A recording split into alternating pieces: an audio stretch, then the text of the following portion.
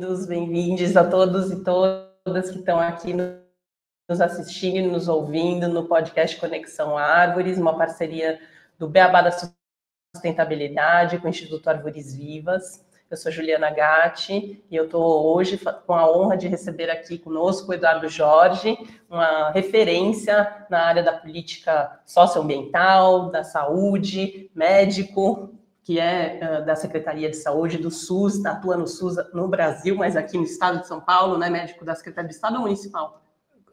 Funcionário há 48 anos da Secretaria de Saúde do Estado, concursado. Do Estado de São Paulo, concursado. O Eduardo Jorge... Eu sou do pré-SUS e do SUS. Pré-SUS e do SUS. Ajudou a idealizar o SUS, com certeza. E ele, né, que foi nosso secretário do Meio Ambiente por 2 gestões aqui na cidade de São Paulo, também secretário de Saúde, também 2 gestões, foi deputado, né, estadual e federal, 4 vezes deputado federal, foi candidato à presidência da República, também formou chapa com Marina Silva para a presidência da República como vice, e a gente está aqui muito feliz de recebê-lo, muito obrigada mesmo pela participação, pelo tempo, pela paciência. Aqui a gente já teve alguns probleminhas antes de gravar, mas está tudo bem, pessoal. A gente está seguindo aqui, vamos ter uma conversa muito gostosa para falar um pouquinho de políticas ambientais, como a gente traz qualidade ambiental para a vida das pessoas.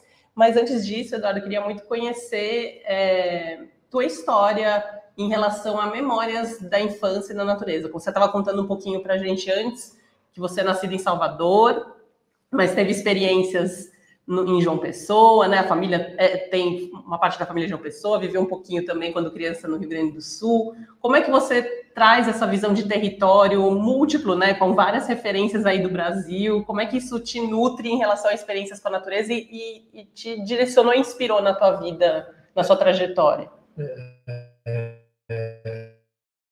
Bom, eu conheci a Juliana porque eu era secretário de Meio Ambiente aqui em São Paulo, em 2005, 2012, e a Juliana vivia inventarista e funcionário de concursado, respeito muito os funcionários de carreira, e estava aprendendo também a questão do meio ambiente. Eu conversei, mas isso aqui, a Juliana quer fazer isso, pode ou não pode? Isso aqui pode, isso aqui não pode, isso aqui pode, isso aqui não pode.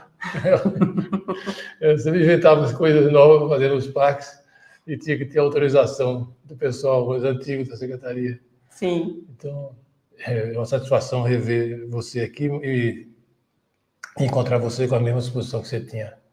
Que bom, né?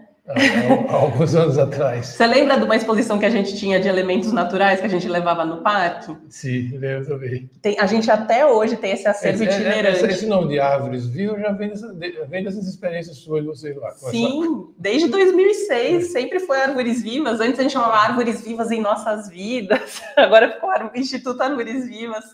O nome completo é Instituto Árvores Vivas para Conservação e Cultura Ambiental. Porque a gente teve sempre esse olhar da cultura, né, Eduardo, de resgatar o vínculo das pessoas à memória, com o entendimento. Eu me lembro também que você procurava muito trabalhar com jovens, com crianças. Né? Sim, até hoje a gente está nos territórios atuando para o direito deles terem um ambiente de qualidade para viver e se desenvolver plenamente. Mas a Juliana falou assim que era Bahia, Paraíba, Pernambuco... conta um pouco melhor. Rio Grande do Sul. Conta melhor essa história. O pessoal pode pensar que eu sou cigano, da minha família é cigano. Não.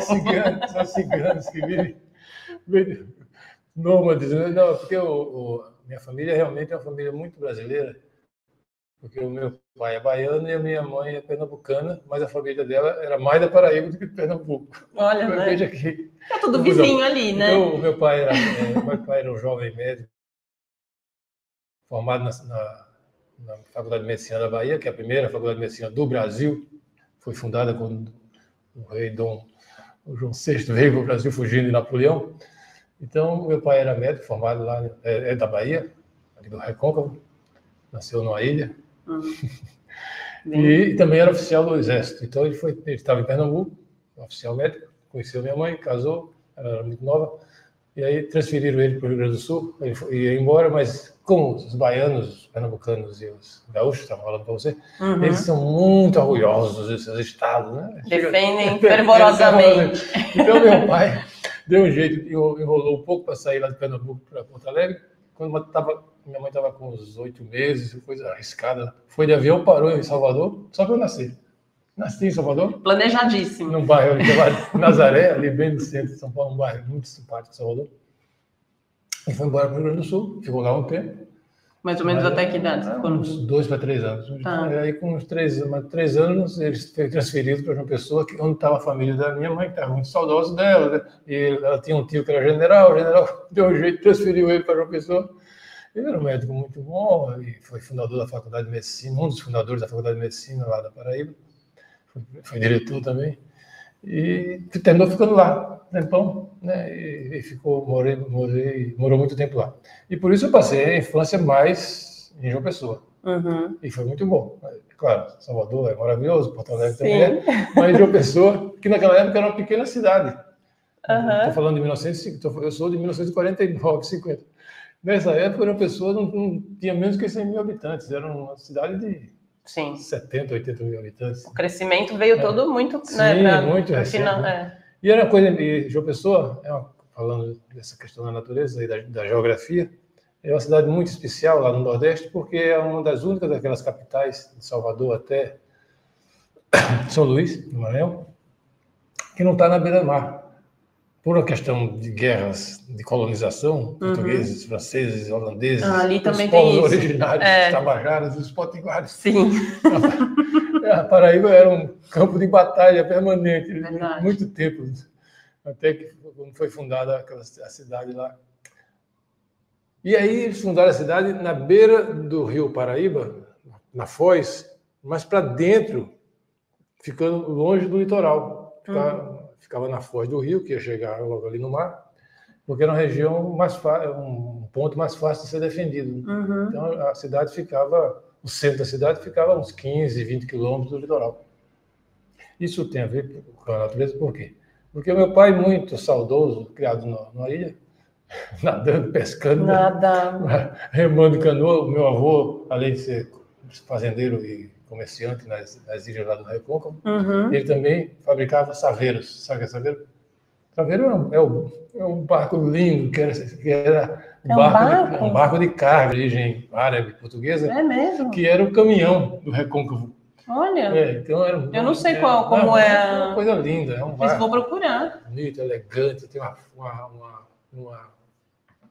uma vela assim, meio quadrada, né? Um trapézio, assim, de ver. Coisa linda. Então, meu avô, além de fazendeiro, comerciante, etc., no Recôncavo, ele também tinha um estaleiro e fabricava saveiros. Uau. Então, meu pai, então chegou lá, uma pessoa lá na beira do rio, ficou saudoso do barulho das ondas do mar, que é viciante, né? E ajuda a regenerar, né? Ele resolveu que ele tinha que morar na praia. Sim. Mas a praia estava a 15 quilômetros da cidade. 15 quilômetros na época era muito longe. É verdade. Mas ele comprou terreno lá numa praia deserta e fomos para lá. A família ficou... A família não, você vai levar as crianças para um lugar desse, só tem mato, água. Fomos para lá.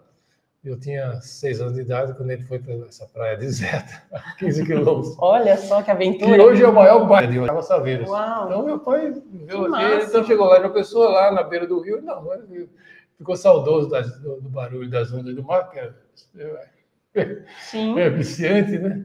E ajuda a regenerar, né? Ele resolveu que ele tinha que morar na praia. Sim. Mas a praia estava a 15 quilômetros da cidade. 15 quilômetros na época era muito longe. É verdade. Mas ele comprou terreno lá numa praia deserta e fomos para lá. A família ficou... A família não, você vai levar as crianças para um lugar desse, só tem mato, água. Fomos para lá. Eu tinha 6 anos de idade quando ele foi para essa praia deserta, a 15 quilômetros. Olha só que aventura. Que hoje é o maior bairro da cidade. Mas naquela época era uma praia deserta, no quarteirão, que tinha do loteamento, só tinha a nossa casa e a casa de um outro pioneiro, que tinha 5 filhos, que até hoje são meus amigos. E quantos irmãos vocês são? Quantos irmãos? Nós somos 4. 4. Eu era mais velho. Tá. Então, fomos morar numa praia deserta. Olha só. E a geografia, novamente a geografia, você que gosta de rios, Sim. é muito especial. Por quê? Porque o litoral ali começando pelo Cabo Branco, que é o ponto mais oriental da América do Sul, é o ponto mais perto da África. Diz que quando faz o céu está muito limpo, dá até para avistar o Senegal. Olha só, não sei, né? Essa invenção dos paraibanos para atrair turistas. Eu nunca vi. Então, você olhou bastante e não conseguiu. Nunca vi. Mas então tem o Cabo Branco, que é uma falésia linda, maravilhosa, né? Ali. E essa falésia vem, aí a certa altura a falésia entra um pouco, né? E cria um espaço entre a falésia e o mar. Tá. Que é uma faixa de assim, uns 30, 40 quilômetros de restinga, de mata de restinga. Né? E atrás da falésia vem o tal do Rio Paraíba, né? E vai encontrar o mar. Então você tem como se fosse uma espécie de retângulo com a falésia, com o rio no fundo, e aquela mata de restinga de mais ou menos assim uns 5, 6 quilômetros de largura. Uau! Né? Maravilhosa. É uma coisa paradisíaca. Tanto é paradisíaco mesmo, que inclusive essa mata de restinga, né, que é uma mata muito rica de cajueiros. Cajueiro nativo, não o cajueiro do Embrapa, que é aquele de 6 meses. Não. Desse tamanho ele já dá, né? O Embrapa é fabuloso, mas os cajueiros nativos são árvores gigantescas. Gigantescas mesmo. Sim. Algumas são tão gigantescas que às vezes os antigos, os povos originários, alguns moravam debaixo, né, deles. Tem o maior cajueiro do mundo, é no Rio Grande do Norte, né? No Rio Grande do Norte, tem um quarteirão de cajueiro. Então, você imagina então isso, né? A gente morava olhando para o mar, com a mata de restinga. Fecha o olho, escuta e visualiza, pessoal. Uma mata de restinga de cerca de 4, 5 quilômetros de largura, com as falésias, tinha um rio afluente do Rio Paraíba, correndo na beira da falésia, uma coisa linda. Nossa. Quando as tainhas entravam, elas pulavam. Gente, que linda essa cena. Pulavam no rio. E essa mata maravilhosa. Essa mata, o que tinha lá?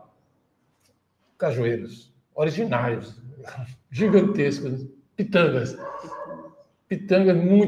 Muito araçá. Muito araçá. Bom. E tinha na frente da casa da gente o mar para o norte, você ia em direção ao Rio Grande do Norte, até chegar à foz do Rio Paraíba, onde estava o porto de Cabedelo. Sim. 25 quilômetros de praia deserta. Do outro lado, para chegar no Cabo Branco, né, indo em direção ao sul, a Pernambuco, mais uns 20 quilômetros para chegar no Cabo Branco. E a gente lá. No meio disso tudo. No paraíso. No meio disso tudo. E foi assim que Eduardo Jorge cresceu. Assim, quando nós chegamos lá, minha mãe... Com toda essa bênção. Minha mãe de classe média, muito extremada e amorosa, né? Não deixava a gente tirar o sapato. Né? A mãe naquela época obrigava a gente a usar um sapato ortopédico preventivo, uma botinha. Era uma tortura para os meninos, né? E a gente chegou lá, eu com 6, meu irmão com 3, com aquelas botinhas, né? É claro, os meninos que já estavam lá antes, um pouco mangavam da gente. A mãe deles veio falar com a minha mãe, deixa o menino de pescar. Foi a minha primeira libertação. Eu consegui tirar a botinha e podia andar descalço quase o resto da vida toda. Sim. Então a gente ficou lá. Veja que coisa incrível, né? Uma área maravilhosa.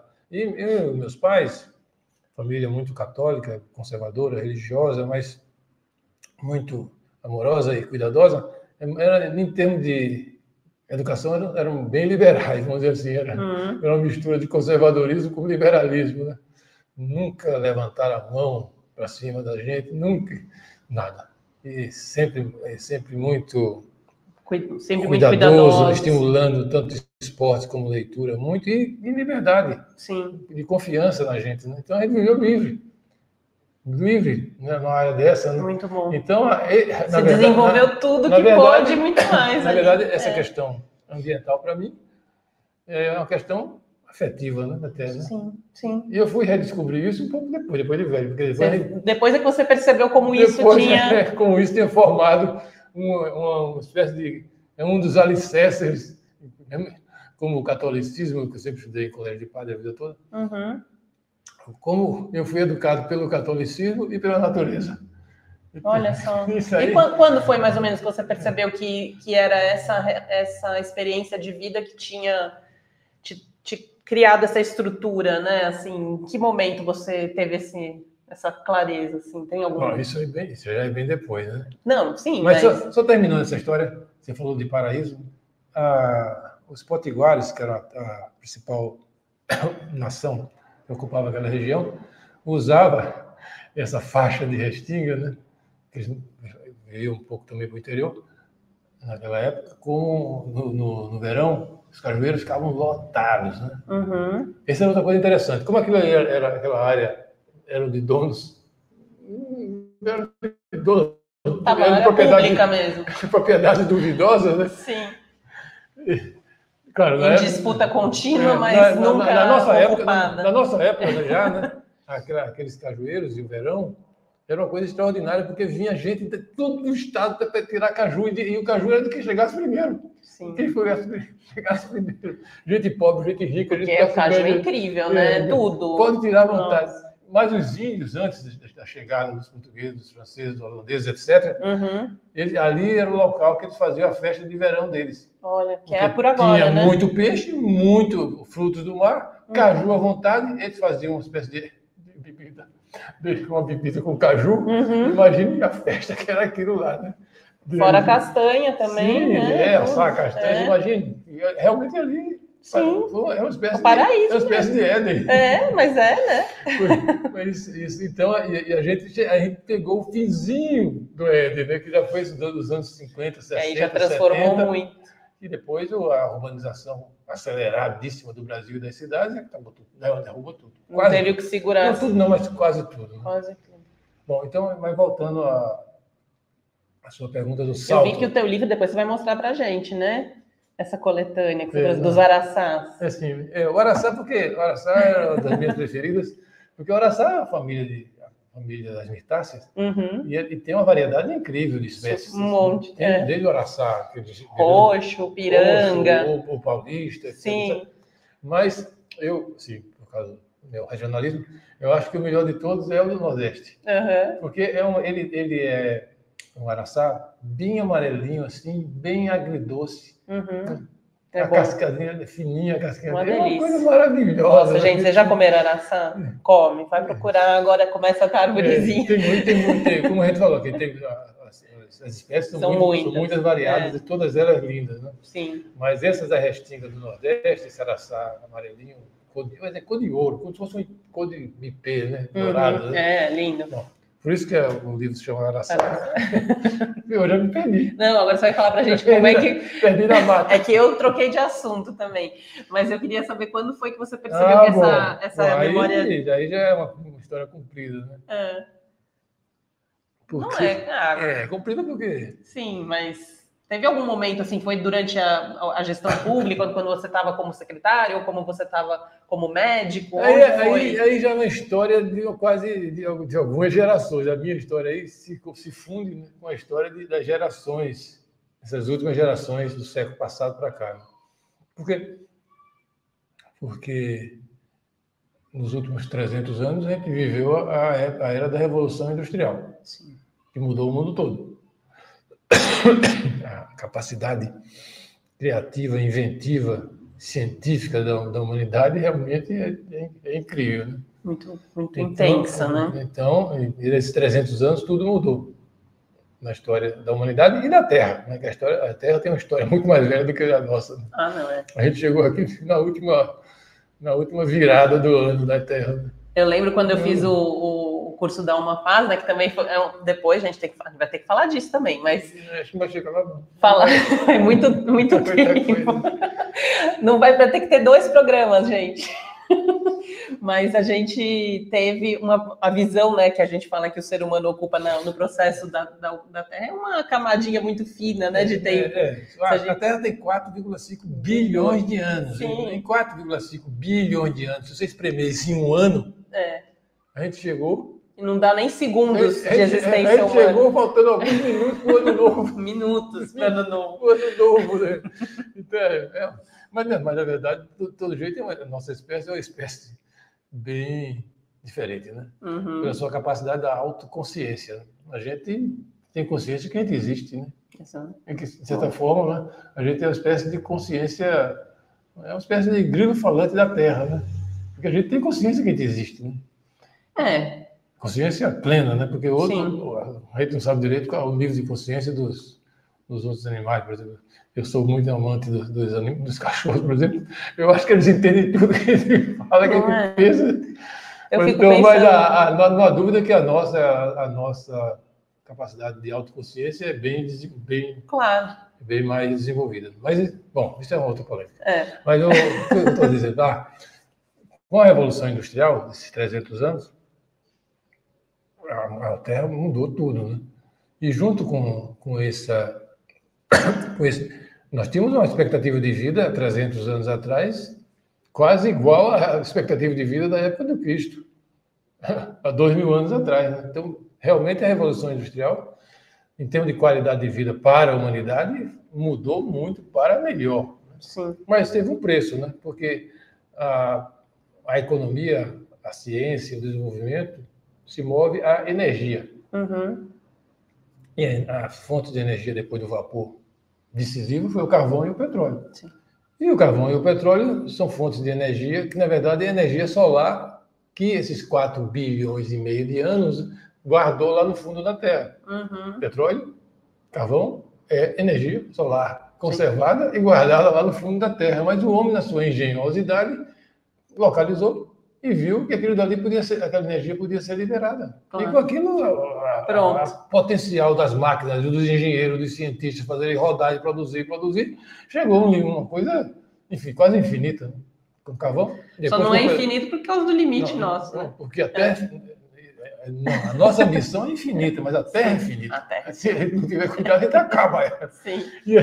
Mas naquela época, 300 anos atrás, os nossos antecessores, eles achavam que a Terra era muito grande. Não tinha noção, né? E que ela não ia acabar nunca, né? Uma coisa assim. Com o tempo e hoje, agora, a gente vê que a Terra é pequena. E ela pode acabar sim, se a gente continuasse nessa rota, né, de desenvolvimento a todo custo, a qualquer custo, por cima de pau e pedra, né? E esse desenvolvimento por cima de pau e pedra a qualquer custo é comum a todos os modelos, né? Às vezes fica dizendo, não, o capitalismo é assim, o socialismo... Não, capitalismo e socialismo, nesse ponto, são irmãos siameses, não tem diferença nenhuma, zero. Foram, e ainda são, capitalismo e socialismo, com todas as suas vertentes e variedades, esse zoológico humano que a gente produz, eles são desenvolvimentistas a qualquer custo, como se a Terra não tivesse limites. Mas que não respeite os limites da Terra. Isso veio. Bom, mas a consciência dos limites da Terra só começou a chegar em meados do século passado. Né? Começou a emergir. Alguns cientistas já estavam estudando isso. Já vinham estudando isso. Já vinham fazendo medições, inclusive, nas variações do aquecimento da Terra desde o começo do século. E dos químicos que começaram a ser utilizados, né? As substâncias que estavam sendo criadas. Sim, a efetividade de produzir poluição nossa é extraordinária. Mas então, a partir de meados do século passado, é que começou a emergir uma consciência na humanidade, com alguns cientistas, com o aparecimento dos partidos verdes na Alemanha, na Europa, na Suécia. Né? Sim. E achava o seguinte, não, a Revolução Industrial, o desenvolvimento do capitalismo, do socialismo, foi coisa muito importante. A gente tem a expectativa de vida hoje de 70, 80, no Japão já está quase 90, né? Comparando com o que a gente tinha antes disso, na Idade Média, que era 40. Eles estão falando agora até das Blue Zones, né?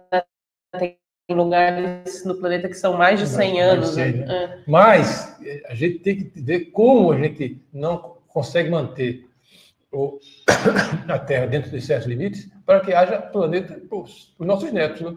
Eu já sou velho, você não, mas jovem, mas eu sou velho. Mas eu me preocupo com meus netos, né? Como é que vai ser o planeta, né? Se a gente não conseguir ter um estilo de vida, de produzir, de consumir mais prudente, mais sustentável? Aí é que apareceu essa história da sustentabilidade. Sim. E essa questão da sustentabilidade, que você falou aqui no começo, ela só apareceu mesmo assim, de forma formal, só foi apresentada, vamos dizer assim, só a sociedade humana, né? A partir da iniciativa da ONU, né? Porque a ONU foi a primeira instância de inteligência e governança mundial que acolheu essa ideia de que precisava se respeitar os limites. Teve um trabalho importante que a ONU encomendou à primeira-ministra da Noruega, Gro Brundtland, que era nosso futuro comum. Sim. Acho que foi nos anos 80. Fez 50 anos, né? Foi nos anos 80, porque eu lembro que eu era deputado federal e a gente recebeu uma tradução final dos anos 80 e começo dos anos 90.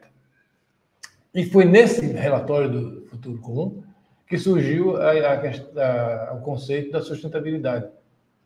Porque antes a crítica ambiental dos partidos, inclusive do Partido Verde, era mais no sentido da poluição, da extinção das espécies, da repercussão da poluição na saúde humana, na preservação das espécies vegetais e animais. A iniciativa da ONU trouxe esse novo conceito, o conceito da sustentabilidade, que era uma proposta, era uma proposta de produzir, de consumir, de viver, de conviver com as outras espécies e o planetinha Terra maravilhoso nosso, né? Equilibrando a economia, a justiça social e o meio ambiente. Trazendo todos juntos, né? Vou ter uma formação católica. É uma espécie de Santíssima Trindade. Sustentabilidade. A sustentabilidade é uma espécie de Santíssima Trindade da forma da gente viver aqui. Porque é muito importante, porque no modelo capitalista e socialista, quem comandava era a economia. A economia que dá as pradas, porque o socialismo e o capitalismo são muito materialistas. Né? Os dois. Também é outra coisa muito igual no socialismo e o capitalismo é serem materialistas. Sim. A Brundtland e a ONU propôs uma coisa muito sensata, né? Não é a ditadura da economia como no capitalismo e no socialismo. Também não é uma ditadura do meio ambiente, né? Da questão ambiental. Fosse uma espécie de xiitismo verde, né? Porque o desenvolvimento econômico precisa da qualidade ambiental para... Sim, então por isso que foi uma coisa muito genial essa proposta da sustentabilidade da ONU, de você equilibrar a economia, como a gente produz, a justiça social, como a gente divide os bens que a gente produz, como a gente consome os bens que a gente produz, e o meio ambiente. Equilibrar os três. Não é ditadura da economia, mas também não é ditadura verde. Então, essa ideia, Juliana, é uma coisa muito recente, porque nós estamos falando no final dos anos 90. Verdade. Nos anos 90, é o fim do século, ou seja, foi ontem. E ninguém, a maioria dos governantes, dos reis, dos primeiros-ministros, dos dirigentes de sindicatos, dos dirigentes industriais, nós, gente não foram do povo, né? A gente não era educado para isso. Não tinha essa visão na formação. Não tinha essa visão. E aí a ONU fez um encontro aqui do Rio. Rio 92. Chamado Eco 92, para apresentar a sua proposta. E, é claro, foi recebido com muito ceticismo, né? Porque o pessoal diz, mas isso como é que vai ser? Como é que agora a gente que vive à base do petróleo vai deixar de usar o petróleo? Né? Isso é impossível. Isso é uma coisa utópica, não pode existir. A persistência da Organização das Nações Unidas, através das tais COPs, depois da Eco 92, nós vamos agora essa de Belém, já é a 30ª, né? 30, né? Se tem 30, COP 30. 30 anos. Se tem 30, porque teve 29 antes.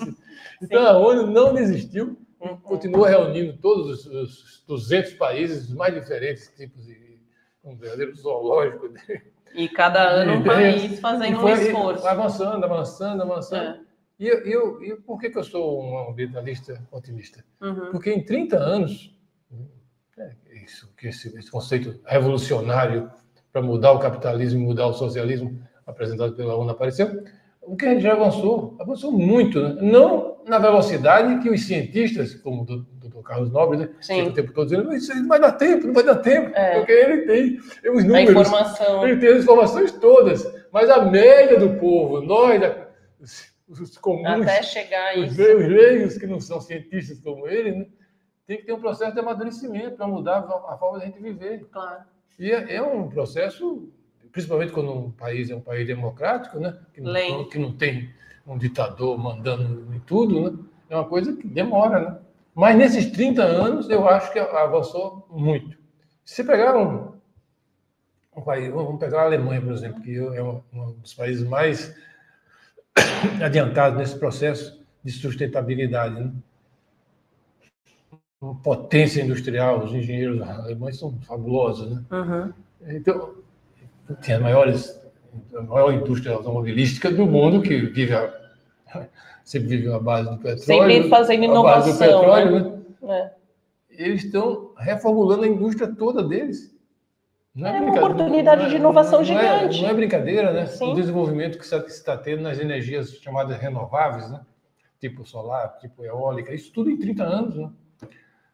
Então, todo esse processo que ele viveu, eu vivi. Você não viveu, porque você nem era nascida. Mas eu lembro, o Instituto tem quase dentro da... A gente falou eu vivi. Eu era... Aqueles dois campos políticos antigos, assim, vetustos, do século passado, capitalistas e socialistas, eu era do campo socialista, que eu via social-democratas, socialistas, comunistas. Eu era muito radical. Né? Problema do meu catolicismo. Né? Você passa de um radicalismo para outro. Não. Então, aqueles dois campos, né? Aqueles dois campos precisavam e estão sendo reformados, né? Por essa crítica dos ecologistas, esses pioneiros, dos partidos verdes iniciais, e da ONU. Uhum. E tem andado, né? Eu acho que o resultado tem sido positivo, né? Sim. Bom, mas no meu caso, então, eu era um desenvolvimentista a qualquer custo, do campo mais da esquerda, né? Tá. Tinha os campos mais da direita, sim. Mas eram todos dois desenvolvimentistas a qualquer custo. Verdade. Né? Sim. Mas como meus pais muito estimularam a ler, eu li muito, eu era um menino que lia tanto, que as minhas tias diziam para minha mãe, esse menino vai ficar doente. Vai pifar. Esse menino vai ficar doente. Porque ele está só lendo. Não, eu lia de algumas horas, porque outras horas eu jogava. Brincava bastante também. Jogava muito futebol. Veio até com a camisa aqui do Esporte Clube Bahia, óbvio. Então, essa curiosidade, que foi um dom que meus pais me deram, né? E também porque eu sou médico, né? O médico que não lê, não estuda... Não dá, né? O médico tem que estudar e ouvir. Muito. Ouvir mais do que falar, até, né? Tem que ter paciência para observar todos os Então, eu era do campo da esquerda, o desenvolvimentista acima de pau e pedra, né? Mas lia e via que a ONU, que os ecologistas tinham razão. E aquilo, para mim, aí voltando ao ponto inicial, bate na corda do coração, que foi a formação que eu tive. Eu não ia ser médico, eu ia ser biólogo, eu queria ser veterinário, médico, porque eu criava todo tipo de bicho em casa naquela época. É mesmo? De carneiro, a sagui. Que máximo! Tinha tudo naquela época. Cuidava. Na época podia, né? Sim. Não, e tinha espaço aí. Espaço. Então, eu nem ia ser médico, mas depois... Você acabou sendo médico por conta da influência da família. Da influência do pai, né? Claro. Né? Sim. Mas eu, na verdade, se deixasse, eu tinha sido biólogo, tinha sido naturalista, coisa desse tipo. Né? Então, isso aí me pegou, já. Aí você já no Congresso Nacional, já tinha passado a Constituinte, redemocratizou o Brasil. Que honra, gente. Já estava no final do século, né? Já estava com meus quase 50 anos, né? 40 para 50 anos, e aí eu fui me reformando também. Fui me reformando em vários aspectos, tanto politicamente, quanto na questão ambiental. E também tive a felicidade de conhecer os dois únicos, durante a Constituinte, em 87 e 88, eu era amigo dos dois únicos ambientalistas que tinham os 600 constituintes. A gente tinha 600 constituintes. Bastante. De direita, de esquerda, de centro, comunista, tudo. Não sabia que era liberais. Só tinha dois ambientalistas. Você? Não, eu não. Três. Você não estava? Eu era um comunista. Ainda tá, você estava fazendo a transição. Eu era um comunista radical e muito radical. Mas era do PT, não era do Partido Comunista, mas era bem radical. Não, eu era amigo do Fábio Feldman e do Vitor Buais, que era um médico do Espírito Santo, mais velho do que a gente, também do PT, e o Fábio era do PMDB. Então eu era amigo dos dois, então eu conversava muito com eles, e inclusive morei junto com o Vitor Buais, que como um precoce ambientalista, ele era vegetariano. Então, Já te pegou ali. Ele era mais velho, um sujeito muito organizado, professor da Faculdade de Medicina lá de Vitória, né? E tomava conta da casa, onde a gente morava e tudo. E de manhã cedo ele acordava 3, 4 horas da manhã. Isso lá em Brasília. Em Brasília. Tá. Para cozinhar arroz. Porque o café, um arroz que passava 2 horas cozinhando e a gente tomava café da manhã só arroz. Arroz, e como ele era macrobiótico, tinha que ser arroz cateto. Uhum.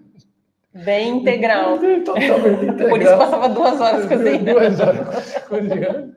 Então, ele me doutrinando por causa do ambientalismo e do vegetarianismo. Né? Sim. Você não pode ser ambientalista, hoje eu tenho essa consciência, né? Sem ser vegetariano. O ambientalista que não é vegetariano é um ambientalista de meia tigela. Porque por vários motivos. Né? Por vários motivos. Aqui no Brasil, por exemplo, a principal causa de efeito estufa do Brasil é o desmatamento provocado pela criação de boi. Sim. O Brasil tem 240 não milhões. Não só 240 milhões de bois e vacas. Sim. E 218 milhões de pessoas. É mais boi e vaca do que gente. Sim. Então, e também as pastagens, a plantação de soja para fazer a ração, né, para esses animais. Bom, então, esse processo de ir em direção ao ambientalismo começou ainda no finzinho do século passado. Olha. E aí foi um processo de transformação muito grande, né? Que foi paralelo a outro processo de transformação também, que foi de reconhecimento da importância da democracia. Né? Porque como eu era um esquerdista muito radical, eu não ligava muito para a democracia. Né? Porque a esquerda sempre foi aquela história da ditadura do proletariado. Né? Verdade. Achava que importante esse reconhecimento, achava né? Que a democracia era coisa burguesa. Né? Isso é muito importante, você reconhecer e perceber que foi um aprendizado. Né? Eu aprendi, mas foi duro. Não deve ter sido fácil. Eu era muito católico.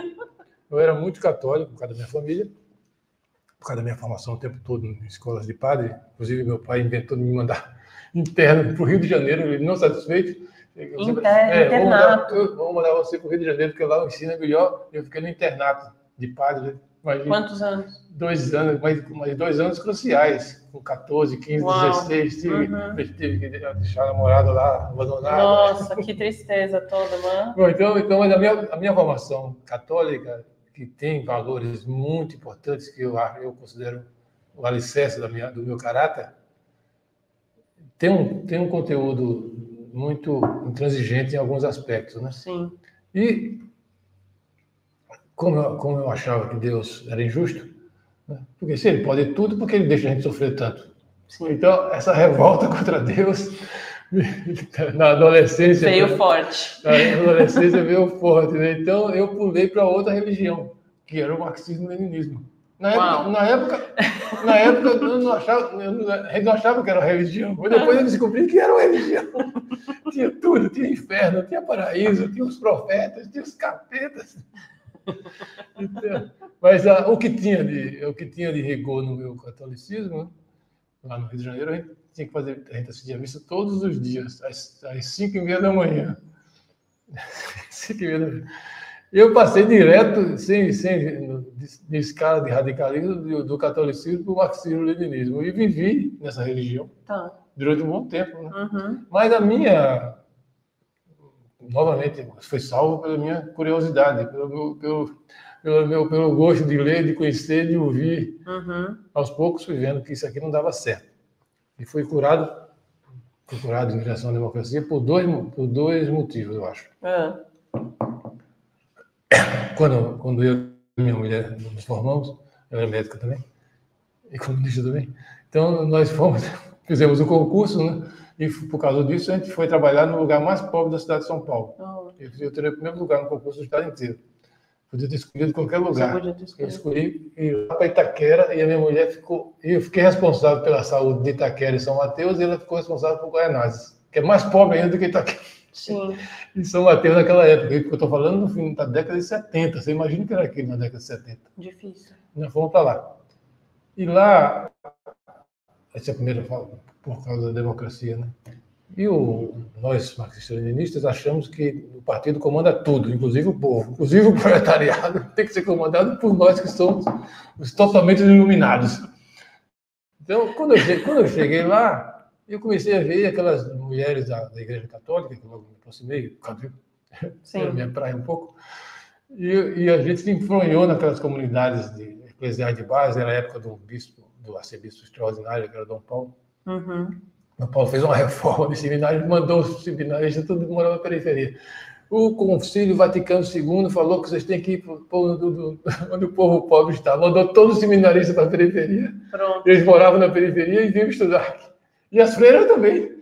Então estava cheio de freira, de seminaristas. Até hoje, Marcelinas são... Marcelinas é um caso à parte, eu sou fã absoluto da irmã Josefina, Rosângela, Monique. Sim. Essas mulheres são santas. Eu sou Marcelina, estudei no Santa Marcelina mesmo. Então, mas esse é outro caso. Patrícia também. Eu tenho um caso muito... Eu posso contar o caso da irmã Josefina, quando ela chegou aqui.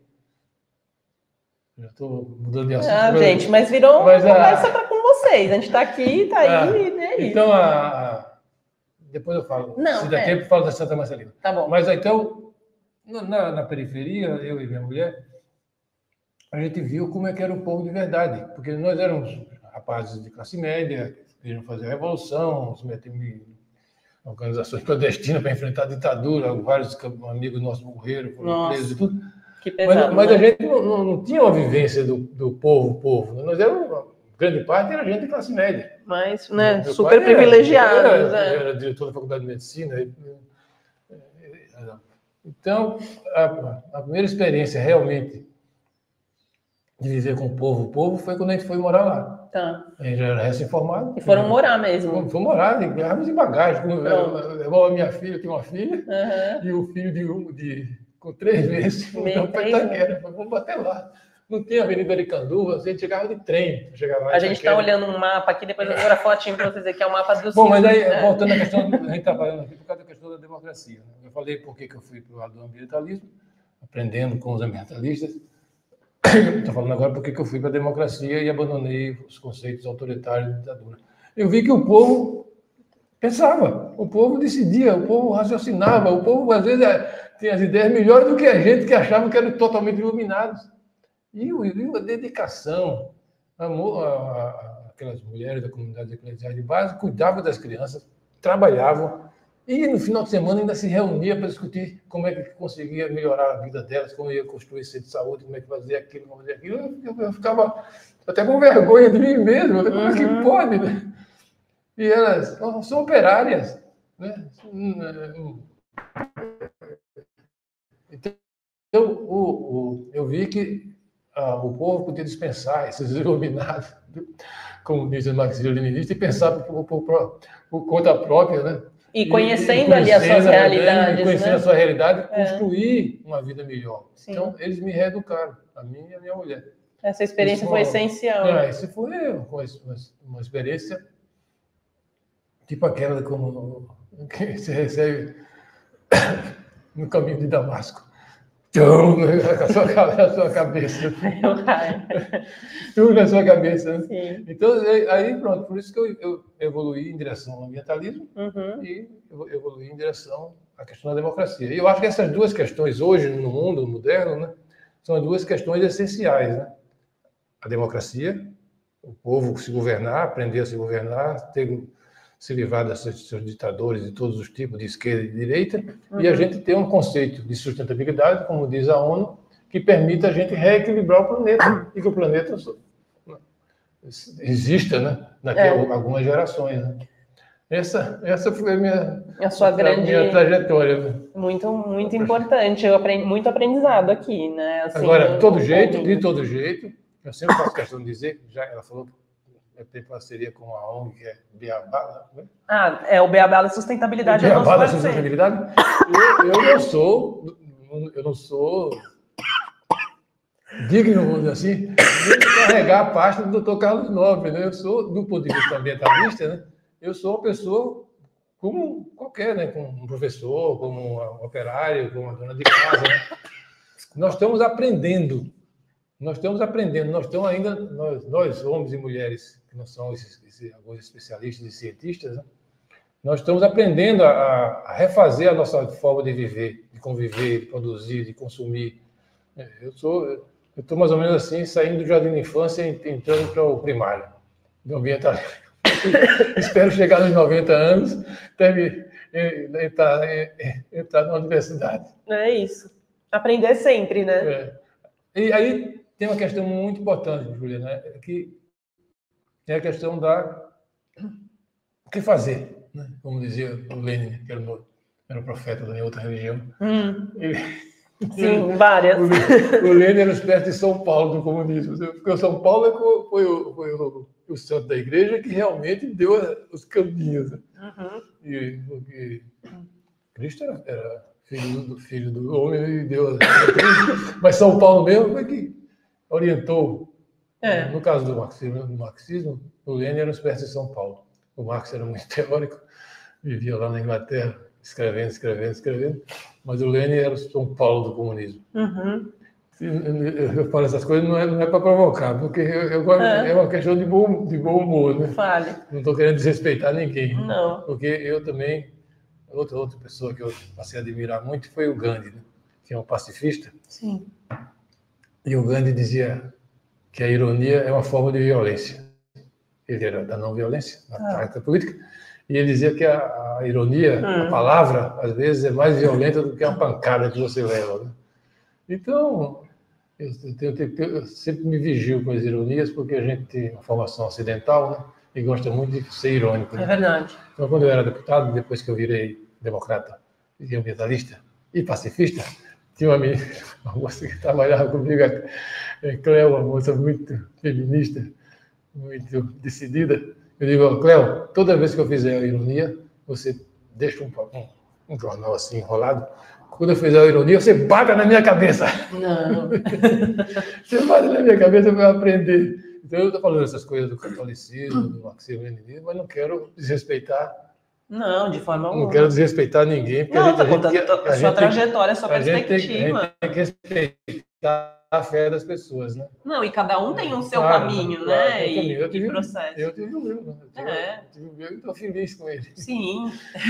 Não quer dizer que os outros não tenham outros caminhos, né? E uma coisa que eu queria, assim, eu sei que, enfim, sua experiência, você trouxe muita perspectiva histórica para a gente, até da sua vida misturada nessa história, né? Como a gente vê o ambientalismo, a sustentabilidade desenvolver, como a sua vida se entrelaça nesse processo. Eu acho que, assim, para nós aqui, né, que moramos em São Paulo, a realidade de tempo... Bom, quem mora em São Paulo e vê, né, as políticas que foram estruturadas no sentido da área da sustentabilidade são muito marcantes e foram muito inovadoras e importantes durante a sua gestão. Então, tanto o Plano Municipal de Arborização Urbana, o manejo, reverenciar a história do patrimônio que a gente tem na cidade ambiental, de alguma forma, fazer o levantamento e publicações, né, que trazem essa história para a população, valorizar, obviamente, o trabalho da Escola de Jardinagem, que já existia, a construção da Uma Paz, que proporcionou compartilhar com a sociedade de uma maneira gratuita, acessível, na diversidade dos seus atores, esse curso, né, que foi um curso pela década de sustentabilidade também da ONU, que você promoveu aqui. Eu fui uma das pessoas que participou do Gaia Education também, nesse período. Então, queria muito, assim, ouvir da sua inspiração, essa perspectiva que você traz ali, né, nesse momento da Secretaria. Eu acredito que já com toda essa visão de sustentabilidade como algo de transformação na sociedade, como que você sente que hoje isso está refletindo? Como você sente que coisas inovadoras, o que você sente que precisaria ser ainda desenvolvido e não está desenvolvido no âmbito para os municípios como um todo, não falando só de São Paulo, ou no âmbito, porque a gente sabe que tem uma perspectiva do município ser onde as pessoas estão, né? É muito importante esse olhar do território, mas também, enfim, você tem todas as ferramentas aí da democracia, da nossa construção política, mais do que ninguém, assim, sempre vai ser uma aula te escutar. Então, o que você puder colocar de perspectiva nessa política ambiental daqui para frente, a partir da sua experiência, seria muito legal te ouvir. Eu tenho que ter cuidado, porque senão eu falo demais e aí Sim. é insuportável. Também fiz uma pergunta gigantesca. Fica uma chatice. Então, eu vou tentar fazer... Resumido. Vou tentar fazer 2 observações. Uma de caráter mais geral e uma de caráter mais local. mais pessoal, mais humano. Né? Ótimo. A questão geral, né? É que a experiência aqui em São Paulo, da Secretaria Municipal de Meio Ambiente de São Paulo, de 2005 a 2012, provou para mim de que é possível governar nessa direção. Eu já, como eu disse aqui, alguns países, como a Alemanha, por exemplo, que eu mais admiro, já vinham mostrando isso desde o começo do século. Mas aqui no Brasil, em 2005, os exemplos eram muito poucos. Tanto que, quando eu entrei na Secretaria do Meio Ambiente, em 2005, eu aluno, aprendiz de meio ambiente, a primeira coisa que eu fui assistir uma reunião lá em Brasília, no Palácio do Planalto, do Conselho Nacional do Meio Ambiente, para me situar. Eu já tinha lido toda essa história do aquecimento global, estava meio apavorado sobre isso, a importância disso, e muito angustiado, né? E fui lá assistir, logo em fevereiro de 2005. Cheguei lá, Palácio do Planalto, 4 ministros na mesa, assim, ministros importantes. E a plateia, né? Eu estava lá, secretário do Meio Ambiente, sentei, mas era aluno novo, sentei no fundão. E fiquei lá ouvindo, né? E cada coisa que eu ouvia, mais eu ficava abismado e apavorado, né? Porque o discurso era o seguinte: essa história de aquecimento global, agora, é gente da Europa, dos Estados Unidos, da Rússia, que querem deter o nosso desenvolvimento agora do Brasil. Agora que o Brasil vai acelerar o seu desenvolvimento, eles querem botar essas barreiras ambientais. E o sujeito teve um que subiu quase na cadeira para fazer um comício pelo sotaque, era carioca. Então, meu Deus, e eu lá sentado, aluno novo, sentado na cidade de infância agora, lá no fundo, só assistindo, né? E ninguém na mesa refutou. Nossa. Então eu voltei. Não, o Brasil agora é que vai botar para quebrar. E não venha com essa história de aquecimento global, não, que é para impedir o desenvolvimento nosso, da Petrobras, disso, daquilo. Vou aprender em outro lugar para ver. Eu voltei, assim, deprimido. Lógico. Procurei o prefeito. O José Serra, que é um sujeito muito inteligente, muito capaz. E disse: prefeito, a situação é essa, assim. Lá de Brasília é um mato, dali não sai nada. E aí ele disse: e nós? E nós? Se você encarar que São Paulo, uma cidade de 12 milhões de habitantes, é um país maior do que Portugal, população maior do que Portugal, maior do que Cuba, quase o tamanho do Chile, que é o país da mulher dele chilena. Então eu acho que a gente devia tomar a frente e fazer. Inovar aqui. Vamos trabalhar nós e, com isso, procurar ajudar o governo estadual e o governo federal, né, a sair da inércia dele. E é isso, tá bom. Vamos fazer. E ele tinha uma secretária extraordinária, que era Helena Gasparian, filha do Gasparian, que foi o dono do jornal mais importante que teve de oposição à ditadura militar, que era o jornal Opinião. Jornal fundamental na resistência à ditadura militar, era o pai dela, família armênia, né? E Helena era uma diplomata do Itamaraty. O Serra falou: fala com a Helena. E vão lá na Inglaterra, ver o que é que eles estão fazendo. Vamos lá. Eu e a Helena para a Inglaterra, vamos lá. Fomos recebidos lá na prefeitura. A prefeitura tinha um prefeito e tinha uma vice-prefeita. A vice-prefeita parecia um general daquelas inglesas aqui. Bem rígido. Isso. Ele ficou até tonto. Organização. Até tonto. E aí, no final, ele disse: e nós vamos aqui fundar uma entidade, porque já existem entidades com o ICLEI, com uma entidade muito importante de cidades pela sustentabilidade, mas mistura cidades de grande, pequena. E Londres vai fundar uma entidade internacional com as 40 maiores cidades voltadas à questão do aquecimento global, do combate à mudança climática. São Paulo quer participar? Eu disse, nós queremos.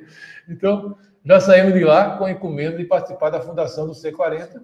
O C40, para quem não conhece, é essa entidade que surgiu em 2005, que reúne as 40 maiores cidades do mundo para enfrentar as mudanças climáticas. São Paulo foi fundadora. E aqui a orientação do prefeito era que todas as secretarias me recebessem um chat falando desse assunto e insistindo o que é que você pode fazer, o que é que a saúde vai fazer, o que é que o transporte vai fazer. E o transporte era o principal vilão. Né? Lógico. E eu tinha um secretário lá, que eu não vou dizer o nome, que era não ligava muito para isso. Deu muito trabalho. Mas, então, essa orientação do prefeito, de que os secretários me ouvissem, né, gerou a ideia de que São Paulo poderia ter uma lei de mudanças climáticas, sobre mudanças climáticas, que orientasse o trabalho intersetorial, o trabalho conjunto das várias secretarias, porque, afinal de contas, uma secretaria do meio ambiente, que tinha um orçamento ridículo, lá pequenininho de nada, quando eu comecei lá em 2005, era 0,4% do orçamento. Os prefeitos foram bonzinhos comigo, eu terminei com 1%, depois de 8 anos. Mas era 1%, continua sendo um grilo verde, um grilo falante verde. Então, essa orientação muito importante, né? A questão do enfrentamento das mudanças climáticas, a questão da sustentabilidade, não é um feudo dos ambientalistas nem dos órgãos ambientais. É um trabalho para ser feito em conjunto com todas as políticas públicas. Porque o combate à mudança climática é a política pública mãe. É um grande guarda-chuva onde debaixo encaixam todas as outras políticas públicas. Claro. Isso foi uma coisa fundamental. Uma parceria com muitas entidades, inclusive com a Fundação Getúlio Vargas, com o ICLEI e com o C40. A cidade de São Paulo preparou uma proposta de lei de mudança climática, que foi a primeira lei de mudanças climáticas com metas para cada secretaria, aprovada em 2009, em junho de 2009, foi a primeira lei de mudança climática do Brasil, né? E também eu procurei a ANAMA logo também em 2005, que é a Associação dos Secretários Municipais de Meio Ambiente, que eu vinha da saúde, e a gente tinha uma associação de secretários municipais de saúde muito forte por causa do SUS, né? Mas era bastante forte. O SUS é um trabalho conjunto, federal, estadual e municipal, né? É um programa nacional. Então eu tinha essa experiência de ter uma associação muito forte dos secretários municipais de saúde. E aí procurei a Associação dos Secretários Municipais de Meio Ambiente. Era um rapaz de Recife, muito simpático. E ele disse, eu perguntei, o que vocês estão fazendo? Eduardo, você quer fazer isso? Você vira presidente da ANAMA. Vou nomear você secretário de Mudança Climática da ANAMA. Pronto. É mesmo? Você vai cuidar disso. Eu cheguei lá para falar com ele e ele saiu lá com tarefa. Então, isso para ter uma noção, né, de que com essa decisão de São Paulo mostrou que era possível fazer alguma coisa e podia também motivar outros a fazerem. Né? A Lei de Mudança Climática de São Paulo, de 2009, foi essa primeira do Brasil. A do Estado veio em dezembro de 2009. Do Estado de São Paulo saiu em dezembro de 2009. Nós saímos primeiro que o Estado. Criou também um órgão, né, que era um conselho da lei, que reunia todo mês para ver como era o trabalho de cada secretaria. E o prefeito disse, não, você vai ser o coordenador do conselho. Eu disse, eu não. Com 1%, quem vai coordenar isso é o secretário. Eu disse para o prefeito, quem vai coordenar isso não, era municipal, era o conselho municipal. Tá bom. Quem vai coordenar isso é o secretário de planejamento. Porque, na verdade, essa questão de mudança climática é uma questão de planejamento. Claro. Que mexe com tudo, com orçamento e com todas as... Sim. E a gente tinha um professor da USP muito bom como secretário de planejamento na época, o doutor Miguel Bucalém. Então, o Bucalém vai ser o coordenador do conselho e a gente, da Secretaria do Meio Ambiente, a gente secretaria, né? A gente ajuda e tudo mais. Então, esse conselho reunia todo mês. Que ótimo. Todo mês. Nós tínhamos uma pessoa o doutor Goldenberg, que era o secretário estadual, que sorte, que era um fabuloso. O doutor Goldenberg é o maior especialista de energia do Brasil. Foi reitor da USP, foi diretor da FAPESP, e na ocasião era secretário do Meio Ambiente do Estado. Quando eu era do município, ele era do Estado. Entendi. Um pai para mim, né? E ele me ajudou muito e emprestou um funcionário dele, muito bom, chamado Wolf Steinbaum, um homem, um sociólogo extraordinário, e ele era o secretário desse comitê. Então, veja, eu estou dizendo, isso aí refletiu em atividade de todas as secretarias. Claro. Por exemplo, né, essa modificação, essa substituição da frota de ônibus diesel na cidade de São Paulo, que é uma das maiores frotas municipais de ônibus do mundo, né? Nós estamos hoje com 14 mil ônibus. Na época nossa eram 12 mil, agora deve estar com uns 14 mil ônibus. Era uma das metas principais, porque a principal emissora aqui da cidade de São Paulo é o uso do petróleo no transporte. Ao contrário do Brasil, que a principal emissora é o desmatamento, né, por causa do boi. Mas na cidade de São Paulo, a principal fonte emissora é o uso do combustível fóssil, petróleo, diesel, gasolina. Então, a meta principal, algumas das metas da Secretaria de Transporte, por exemplo, que era a minha vilã preferida, até que chegou um secretário muito bom, chamado Marcelo Branco, filho da família Branco, que é uma família muito importante de engenheiros e de ambientalistas aqui em São Paulo. E esse rapaz é muito bom, Marcelo Branco. Foi o terceiro secretário de Transporte nesse período de 5 até 18. Esse de vilão virou meu herói. Até hoje. Então, porque ele comprou a ideia, começou começou a fazer as primeiras ciclovias da cidade de São Paulo nessa época. Começamos a trocar os ônibus, chegamos a ter quase 1.000 ônibus já com energia mais limpa naquela época, né? E esse processo... Inovador, super inovador. E veio da lei que deu a meta para a Secretaria de Transportes. Sim. Para a Secretaria de Saúde, por exemplo, uma meta muito importante era a meta da educação ambiental. Então, criou-se aquele trabalho conjunto da Secretaria do Meio Ambiente e Saúde, que está até hoje. Né? Até hoje. Que é um grupo, que é um exemplo. É um grupo de rapazes e de moças, né, que trabalham na questão de promoção da saúde e meio ambiente, junto com os agentes comunitários de saúde. Programa Ambientes Verdes Saudáveis. Que trabalha a cidade inteira com ideias de promoção, de juntar a promoção da saúde e a defesa do meio ambiente, né? E foi muito interessante, porque eu tinha sido secretário de saúde. Aí eu fui lá procurar o secretário de saúde, por causa da lei climática, a gente tinha que trabalhar. E disse, o que você quer? Então, eu quero que o senhor deixe a gente dar um curso para os agentes comunitários de saúde. Agente comunitário de saúde é o pessoal da comunidade que trabalha dentro da equipe de saúde da família. A equipe de saúde da família tem o médico, tem a enfermeira, tem o auxiliar de enfermagem e tem os agentes comunitários, que é gente da própria comunidade contratada, que faz essa interface entre o SUS e a população. E eles visitam regularmente as famílias. É uma coisa que é o que tem de melhor, do meu ponto de vista, no SUS é isso, né? Porque é uma garantia de humanidade no atendimento, né? Claro. Porque eles são do próprio povo, né? É o povo dentro do SUS e ao mesmo tempo eu trabalho. Então eu falei, eu quero que você deixe os agentes comunitários passar por um curso lá na Secretaria do Meio Ambiente. E arrumou um pouco de dinheiro lá na OPAS. Ótimo. Eu arrumei o dinheiro lá na OPAS, mas o secretário de saúde falou, eu não dou dinheiro nenhum. Coitado, o orçamento dele é grande, mas é insuficiente. Eu não dou dinheiro nenhum, primeiro, ele disse. Segundo, você não pode dar nenhuma tarefa nova para elas. Porque elas já são sobrecarregadas. Não, eu só quero... Eu pensei, eu só quero o coração delas. Eu quero botar nada na sacola delas. Né? Então foi muito bom, porque teve esse curso, esse outro exemplo, teve o exemplo do transporte, que está até hoje agora com esse programa do prefeito. Conversão para todos serem elétricos, né? Não, essa meta já é desde 2009, é porque os prefeitos não cumpriram a meta. Sim. E aí eles foram obrigados, para não entrar na ilegalidade, né, com o Ministério Público, que eles não cumpriram a meta, que já era para ter substituído os ônibus todos, eles foram obrigados, acho que em 2018, 2017, a fazer uma emenda na lei para dar um prazo novo para eles. Então, e esse prefeito, para ser justo com o atual prefeito, ele realmente está comprando a frota, né? Comprando elétrico de bateria, né? A gente ainda tem os trólebus e agora da bateria deve estar com estão chegando perto de 900 aqui, que é a maior frota de ônibus elétricos do Brasil. O Brasil, só para vocês terem noção da importância de São Paulo e da importância dessa lei climática, você sabe quantos ônibus elétricos o Brasil tem? 1.000.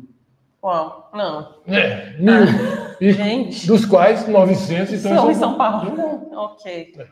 Você vê, por causa, vê como é importante você ter legislação e como é importante fazer e governar nessa direção. É possível governar nessa direção. A saúde, então, as agentes comunitárias tiveram o curso, foram embora contaminadas com a vacina ambiental. A vacina ambiental. Tomaram a vacina ambiental lá na Secretaria lá uma paz. Sim. Uma paz que ela fala é o Centro de Educação Ambiental que a gente criou lá no Ibirapuera, que é um lugar lindo, maravilhoso. Trabalha nos vários parques, mas tem uma sedezinha ali no Viveiro Manequim Lopes, que é uma atração turística secreta que ninguém conhece, dentro do Ibirapuera. Tem a biblioteca ambiental, tem...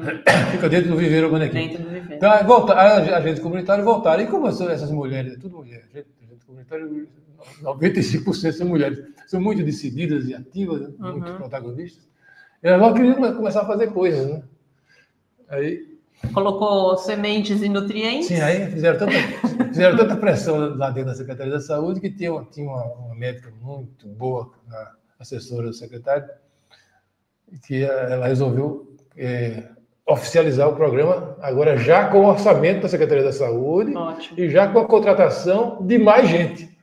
Para não sobrecarregar a gente comunitária, claro. Eu contrato mais um agente especialista, vamos dizer assim, que vai ser formado na área da junção de meio ambiente e saúde, e esse novo tipo, né, de profissional da saúde vai agitar essa questão. E está até hoje. Está até hoje. Funcionando. Excelente. Excelente resultado. Esse programa, vocês terem noção, esse programa de promoção da saúde da Secretaria Municipal de Saúde de São Paulo é um dos únicos programas de promoção de saúde do Brasil. Você está criticando o SUS? Não estou criticando o SUS, porque o SUS tem que fazer promoção, prevenção, atenção e recuperação. É a medicina integral.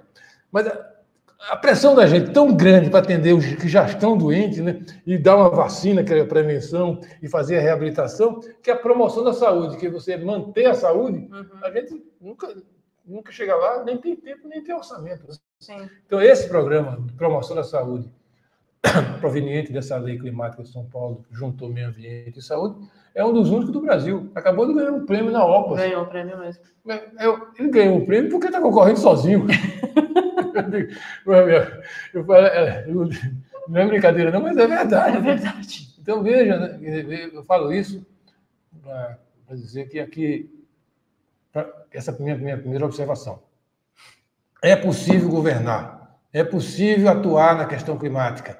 A coisa é muito grave, mas além de rezar, pode rezar que a coisa é grave, além de rezar, vamos agir. Vamos agir. É possível agir. Sim. A cidade de São Paulo, a gente é muito crítico na cidade que a gente vive, né? Mas se você for analisar, ela tem muitos exemplos positivos. Sim. Na questão da habitação, só terminando, essa também é uma questão muito importante, na questão da habitação, a lei previa que a Secretaria de Habitação tinha que mapear todas as áreas de risco da cidade de São Paulo, classificar risco 1, risco 2, risco 3. Quem tivesse no risco máximo tinha que sair já hoje e tinha que ser dinheiro para ir para um aluguel social até a Secretaria ter condição de dar uma casa definitiva para ela. Isso foi feito. Foi feito num ponto, né, que aqui em 2011, 12, né, a gente teve 0 mortes por desastres climáticos. 0. Até eu falei para o prefeito, vamos fazer uma faixa, botar lá no Agabaú. Porque aqui no Brasil é isso, é desastre climático Blumenau, é em Maceió, é não sei aonde, morre gente, o enchente. Inunda, seca. E a gente já estava 2 anos, por causa desse programa de habitação, de mapear as áreas de risco, de urbanizar as favelas, de tirar de cima do rio, de tirar dos riscos máximos. Um trabalho importantíssimo da Secretaria Municipal de Habitação foi feito nessa época. A gente chegou em 2011, 2012 com 0 mortes. Então, eu queria botar uma faixa. Era bom, importante. O prefeito falou, não vou botar faixa nenhuma, porque depois se morre no outro ano, eu me crucifico no Agabaú. Em vez de faixa, eu que vou ser crucificado no Agabaú. Mas era uma coisa, eu tinha orgulho disso aí. Claro. Tinha feito um mapeamento, uma organização. Isso é uma coisa muito importante. Muito importante mesmo. E o trabalho, junto com a Secretaria de Habitação e a Secretaria de Meio Ambiente, foi nas áreas que a gente de risco, que não era para a população voltar, porque você tira, qual era o problema que aconteceu? Você tirava, no outro dia voltava a invasão. Nessas áreas que a gente tirou, que não era possível, não era para ser habitado, que tem APP, a lei diz que não pode morar a 30 metros dos córregos, no mínimo 30 metros dos córregos, 50 metros dos rios maiores. Essas áreas, a gente, em conjunto com a habitação, a população ia para o aluguel social, para poder chegar na habitação definitiva, e a gente implantava um parque naquele local. Parque linear, parque na beira da represa, parque lá na região da Bíblia. Qualificava o ambiente e que passava a ser uma área, ao mesmo tempo, de defesa do meio ambiente, de evitar desastre climático, e uma área de lazer para a população, geralmente populações mais pobres. E atuava a saúde diretamente, sim, né? Qualidade de vida, porque passava a ter uma área de lazer em locais que não tinham nenhuma infraestrutura para esse nenhuma infraestrutura de área verde disponível para eles. Foram criados muitos parques durante sua gestão, né? Inúmeros. Então, isso era meta para mim mesmo. Na lei, mandava a gente ampliar as áreas de parque. Isso era minha meta para nós mesmos, Secretaria do Verde. A Secretaria do Verde, quando começou, tinha 33 parques. Tá. E eram 15 milhões de metros quadrados protegidos. A gente terminou o governo com 99 parques e 45 milhões de metros quadrados de área protegida, e deixamos 50 áreas encaminhadas para os outros governos. Olha só. Ainda não foram implementadas todas essas 50. Infelizmente não. Mas eu trouxe de presente para você. Essa aqui é a última edição, a terceira edição. Dos guias de parques municipais. A gente tinha um pessoal muito bom na comunicação. Excelente, nossa. A Mônica, né? A Mônica. E ela inventou o guia de parques. Então, ela fez a primeira edição, segunda edição, terceira edição. Essa aqui é a terceira edição, que é uma edição de julho de 2012, mais ou menos. A gente estava para sair, né? Então aqui tem Aí tem a realidade daquele momento mesmo. Então aqui tem cada página, o que é o parque, todos os endereços, tudo, quem é o diretor, como chegar, a foto do parque. Olha que massa. Os 99 que a gente conseguiu chegar até o final. Como era julho, a gente estava ainda em 90, mas quando chegou em dezembro, a gente chegou em 99. A ideia era chegar em 100, né? Sim. A meta que a gente deu, você é louco? O prefeito falou, você é louco, você botou uma meta de 100, é só para você apanhar. A gente chegou, nós fomos para 99, bateu na trave. Né? Não, mas foi... Se não fosse essa gestão, a gente não teria esses parques todos na cidade. E não foi só de número, né? Não. Foi de distribuição espacial, Sim. porque a gente foi atrás de lugares que não tinha, e a ideia era deixar pelo menos... E o guia mostra aqui por região, né, da cidade. Por região, e por tipo de parque, né? Parque linear, que também a gente não tinha, só com exceção do Ticoatira. Que a gente oficializou como parque, que não era oficializado. E também, no final, tinha os parques naturais lá na região do Parelheiros, que são parques mais fechados, o Parque Natural da Fazenda do Carmo, que é uma coisa linda, maravilhosa, sim. Que tem o Parque do Carmo, que foi criado pelo prefeito Olavo Setúbal, o grande prefeito também. E tem que é o Parque tipo Ibirapuera, que, aliás, o Parque do Carmo, eu, particularmente, que morei vizinho dele, lá em Itaquera, eu acho mais bonito que o Ibirapuera, mas o pessoal... Eu gosto muito do Parque do Carmo. O pessoal do Conselho do Ibirapuera ficava bravo comigo. Como é mais bonito que o Ibirapuera? Bom, eu posso ter gosto, porque o Parque do Carmo é mais um parque inglês, assim, né? Que são os parques naturais, né? O mais natural, assim, possível. E o Parque Ibirapuera é um parque mais artificial, vamos ser claros. Muito planejado demais, né? Não, ali foi um pântano que foi drenado, né? É lindo, é claro que é lindo, é maravilhoso. Sim. É um dos parques... Toda vez que tinha um concurso aqui, qual é o lugar mais preferido do povo de São Paulo? Né? Ficava disputando a Avenida Paulista e o Parque Ibirapuera. Né? Sim. Com razão, né? Mas o Parque do Carmo é muito bonito. E pouca gente conhece. Mas eu quero chegar num ponto final, para poder passar para outra observação, porque não estou cumprindo minha promessa de fazer rápido. E deixamos 50. Para implantação. Esses 50 aqui, por região, vários deles já estavam com declaração de utilidade pública feita, que significava que a prefeitura tinha preferência de compra. Alguns já tinham projeto em andamento, e outros ainda estavam em negociação e tudo. Alguns foram transformados em outras coisas, né? Pelo que eu estou vendo. Alguns foram invadidos, né? Mas alguns desses 50, os prefeitos, depois de 2012 para cá, fizeram uns 10.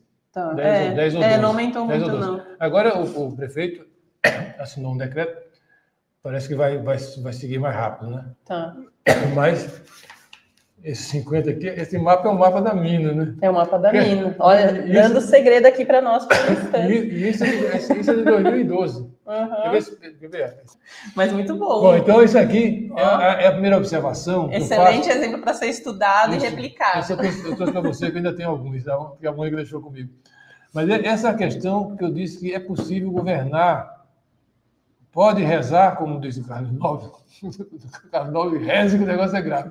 Mas, além de rezar, é possível governar em relação à questão climática e ter resultados. Uhum. Ter resultados. Claro. E a segunda observação, que eu vou falar bem rapidinho, né, é que eu acho que, além dos governos nacionais, estaduais, municipais, Europa, China, Estados Unidos, Rússia, etc., que têm as suas obrigações mundiais, nacionais, regionais, municipais, etc., né, eu acho que tudo isso não invalida a obrigação pessoal de cada um de nós. Porque não é só o presidente da República, o primeiro-ministro, o ditador, é a pessoa, é a dona de casa, é o operário, é o comerciante, é o médico, é o estudante. Todos nós temos que fazer a nossa parte. E podemos fazer a nossa parte? Sim, claro, né? Se você comparar os ombros do Dr. Antônio Hermílio de Moraes, que era o homem mais rico de São Paulo, do Brasil, agora não é mais, agora é o Lehman, né? Os ombros do Lehman, né, lá são largos, né? Os ombros de uma dona de casa operária de Guaianazes são mais estreitos, né? Mas todos os dois têm ombros. Uhum. E todos os dois têm que fazer a sua parte. A dona de casa operária e o homem mais rico do Brasil tem que fazer a sua parte. Não tem ninguém que tenha dispensa, que tenha anistia para não trabalhar na questão climática, se por acaso, se é que existe algum tipo de amor aos filhos, aos netos, ao planeta, a si próprio, né? Então, a questão da responsabilidade individual é inadiável. E é o que mobiliza e faz congregar. E digo, se você quer ser ecologista e não é vegetariano, você está falhando. É muito fraco. E isso é uma questão puramente pessoal. Por quê? Porque hoje, ao contrário da época das selvas, que o homem lutava nas cavernas com feras contra as feras, ele era fera, Megafauna, né? Na nossa época, que nós éramos feras contra as feras, hoje, com o desenvolvimento todo que aconteceu pela ciência, pela inteligência, pela capacidade humana, pela capacidade dos nossos agricultores, pequenos, médios, grandes e muito grandes, né? A gente tem segurança alimentar perfeitamente possível de você viver numa alimentação vegetariana sem faltar nenhum nutriente. Nenhum. E dá para começar um passo por vez, Zero. né? Não foi com você que fez também a segunda sem carne? Não foi o movimento? Fomos nós também. Fomos nós também. Isso aí a presidente da Sociedade Vegetariana Brasileira era uma moça de Florianópolis. E alguém falou para ela que eu era quase vegetariano, porque eu fui um vegetariano reformista, aos poucos. Né? Uhum. Porque é um processo. Até chegar a 100%. E aí a presidente, que era Marli Wittek, moça de Florianópolis, na SVB, veio aqui em São Paulo em 2005 e falou: Eduardo, falaram que você é vegetariano, meio assim, né? Mais ou menos. E tem uma campanha que a gente está querendo trazer aqui para o Brasil, que é a campanha Segunda-feira Sem Carne. Você topa ajudar a gente a fazer em conjunto conosco? Eu vou falar com o prefeito. Uhum. Fui falar com o prefeito, não era mais... Isso foi 2006, não era 2005. O José Serra tinha saído, e era o Gilberto Kassab que era o prefeito. Fui lá falar com o Kassab e disse: Eduardo, o Kassab é um jeito muito liberal, assim, muito gentil, né? Ajudou muito a gente na secretaria, porque ele dava liberdade total, ele não se metia, né? Não, eu não falo. Deixava a especialidade de cada um. Eduardo, eu não me meto. Depois, prefeito, eu queria botar o logotipo da prefeitura na campanha Segunda-feira Sem Carne. Eduardo, faça o seguinte: tá, prefeito, não me põe nessa fria. Agora, põe da Secretaria do Verde. Põe da Secretaria do Verde. Liberou. E me deixa fora disso, da polêmica. Aí fizemos a campanha aqui no Brasil, a SVB e a Secretaria do Verde e Meio Ambiente. E a gente tinha um pessoal de comunicação muito bom, que é a Mônica, você falou. Eles que prepararam todo aquele logotipo original, aqueles animaizinhos, os quadradinhos, as camisas e tudo. Foi uma campanha muito interessante, porque, como diz a Juliana, o vegetarianismo, você tem que experimentar, né? Então, você não pode ser vegetariano de uma vez, rapidamente. Então, a segunda-feira sem carne, ela tem uma tentativa de dizer, experimente um dia para ver se você consegue, como você é que gosta, é possível como é viver possível. sem carne? E essa campanha pegou, né? No Brasil e em outros países. O Brasil foi um dos lugares do mundo onde mais teve campanha, e tem ainda até hoje, permanentemente, nessa questão da segunda-feira sem carne. Sim. E é interessante que, estou terminando mesmo dessa vez, a Marli disse, Eduardo, essa campanha é tão importante. E sabe quem está patrocinando?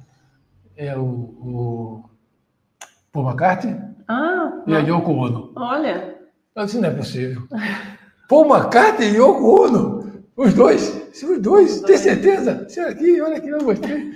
Meu Deus do céu, esses dois foram responsáveis por destruir os Beatles. E agora estão juntos numa campanha. Essa campanha é muito importante, nós vamos fazer.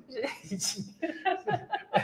É um sinal do céu. Yoko Ono e Paul McCartney juntos. Destruir os Beatles. Ai, gente. E olha, Eduardo, maravilhoso estar aqui ouvindo essas histórias, aprendendo muito, gente. Daqui a um tempo a gente marca uma segunda conversa, mas como todas as conversas que a gente faz aqui no Conexão Árvores, a gente termina perguntando qual a sua árvore favorita. Eu sei que é muito difícil ter uma árvore favorita. De menino, né? Eu escolhi o cajueiro, a pitangueira, os araçais, a restinga, entendeu?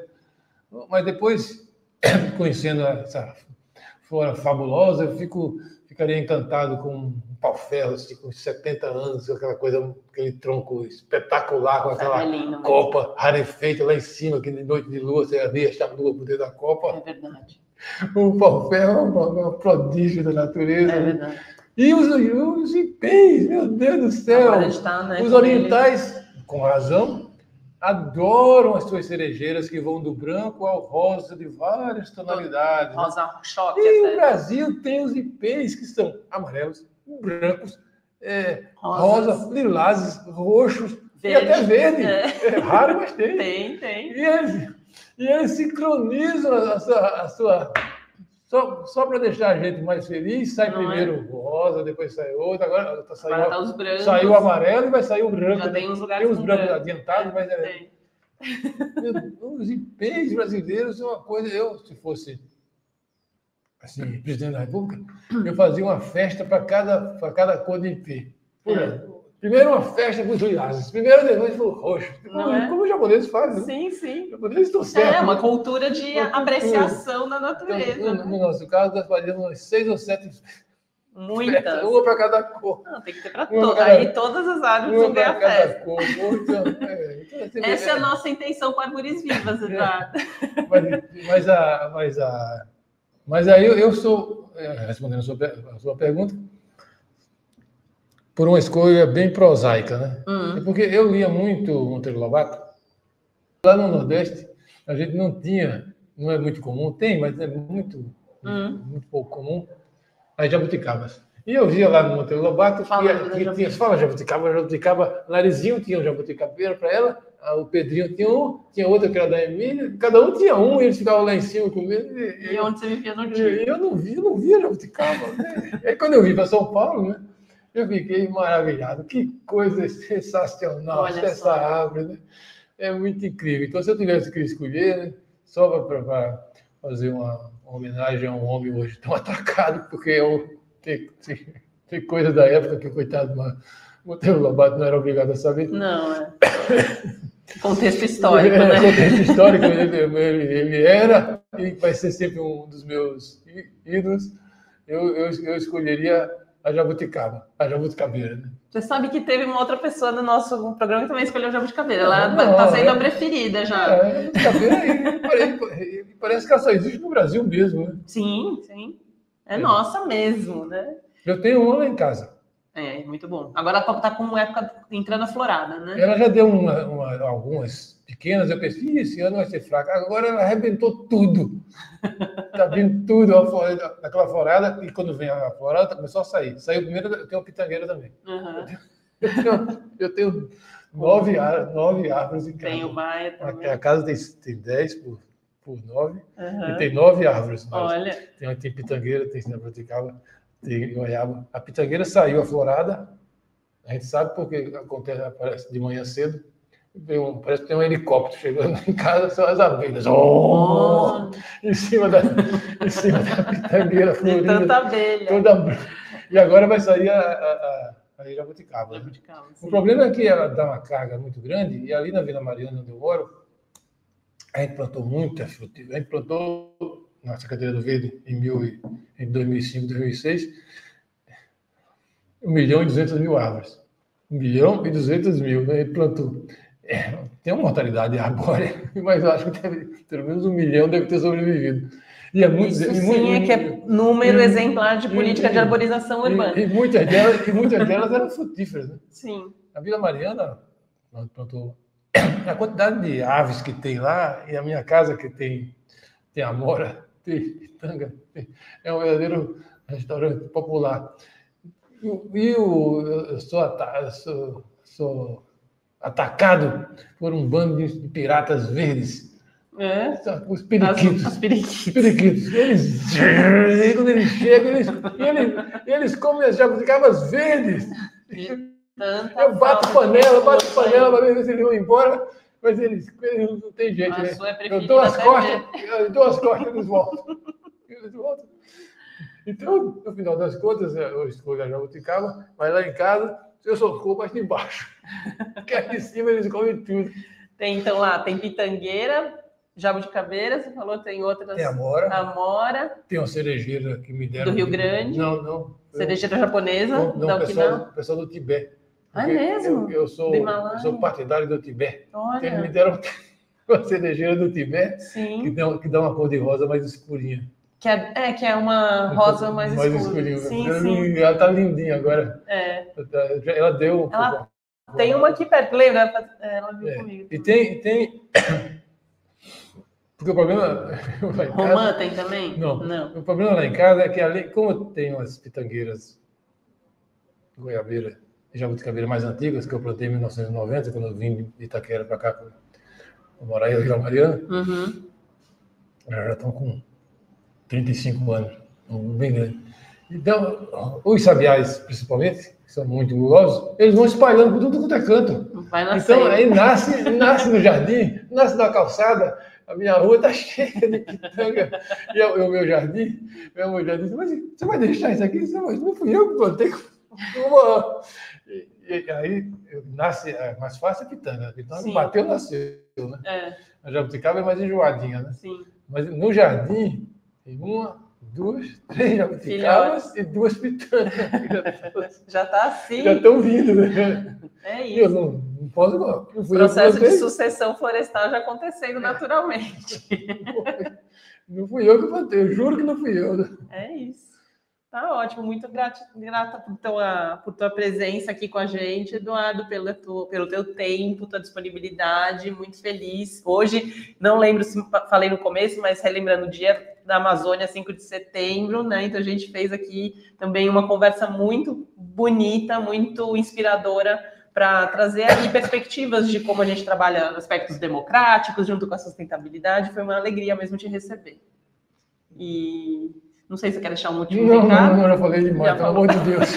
Então tá bom, gente. Tchau. Até a próxima.